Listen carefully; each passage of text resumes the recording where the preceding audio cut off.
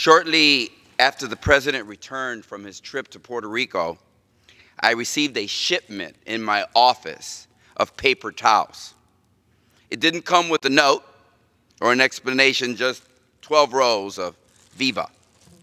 I guess there's a little irony, maybe because it's in Spanish.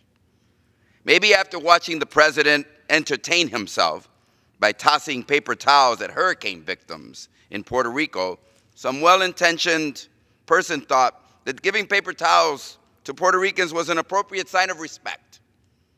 The gift you give to Puerto Ricans after a major disaster to kind of cheer us up. Viva. Having returned from my second trip to Puerto Rico since the hurricane, I can tell you one thing for sure. We need a lot more than paper towels from the president and this Congress. This is Loiza. I was visiting with the mayor.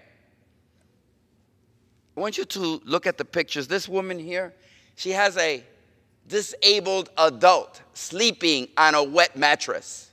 Yeah, sleeping on a wet mattress. That's the home that she takes care of her son. 4 weeks after the hurricane.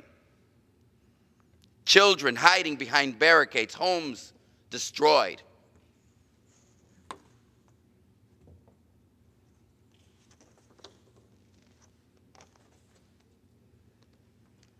This is Comerio, where food 4 weeks after the hurricane, because there is no food, has to be handed neighborhood to neighborhood, hilltop to hilltop, hamlet and village to village within the town. See this? People sleep there on that bed without tarps because somehow we forgot that in a hurricane-destroyed society, it might be a good idea to have something over your head. Of course, the president said he gave himself a 10. Tell that to the people that have to live there 4 weeks. I just came back from this trip on Saturday. I'm now not surprised that the congressmen, my colleagues, are taking day trips to Puerto Rico. Yes, that's what we do as members of Congress. We get there at 9 o'clock during the sun of the day, and we leave by 4 before the darkness comes, because of course there is no electricity. And then they take us on a helicopter ride around the island.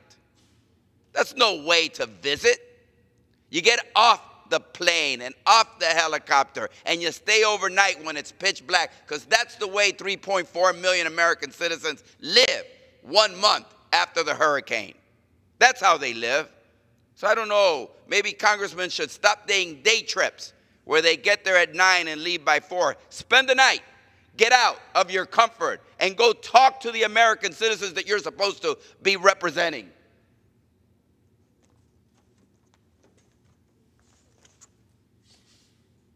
America, see this? That's a horse stable, abandoned house where people live. I met a 13-year-old girl there with her mom and her 12-year-old brother. That's where they live. See this mom and the 2 children? No roof over their heads, just a little tarp to keep one part of their house and no place to sleep. See this man right here? He lives in his abandoned house in a little tent with a 2-month-old child and his wife.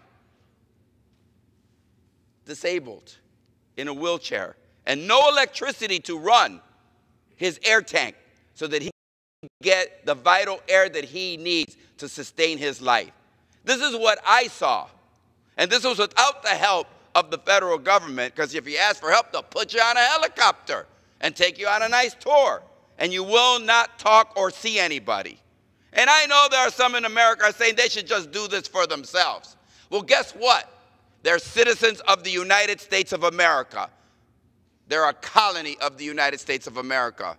And I just ask America, there are over 500,000 people on that island that are homeless, whose homes have been destroyed, and our government. Here's the one question people kept asking me no matter where I went. They said, where is FEMA? Where is the help that we expect from the most powerful and richest nation in the earth in this moment of despair? And soon it will be out of the headlines, And soon it will be out of the rotation, and we will try to forget, but they will continue to suffer. I came back on a flight from Puerto Rico this past Saturday night, filled with people fleeing. And I met this wonderful woman who said to me, I have my child here. I'm dropping her with my sister so that she can be free.